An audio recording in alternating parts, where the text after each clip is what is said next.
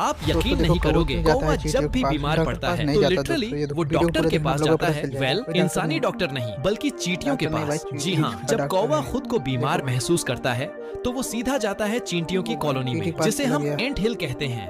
वहाँ जाकर आराम से अपने पंख फैलाकर एकदम शांति से बैठ जाता है और चींटियां धीरे धीरे उसके पैरों से चढ़कर पूरे शरीर पर फैल जाती हैं। पर भाई, आखिर कौवा ऐसा क्यों करता है? असल में चींटियों के अंदर एक सीक्रेट केमिकल होता है, फॉर्मिक एसिड, और यही फॉर्मिक एसिड कई दवाइयों में भी यूज होता है, क्योंकि इसमें होता है एंटी पैरासिटिक, एंटी बैक्टीरियल और एंटी फंगल गुण। यानी जब कौवा चींटियों को अपने शरीर पर चढ़ने देता है तो वो केमिकल उसके पंखों और त्वचा से सारे बैक्टीरिया, फंगस और छोटे मोटे कीड़े का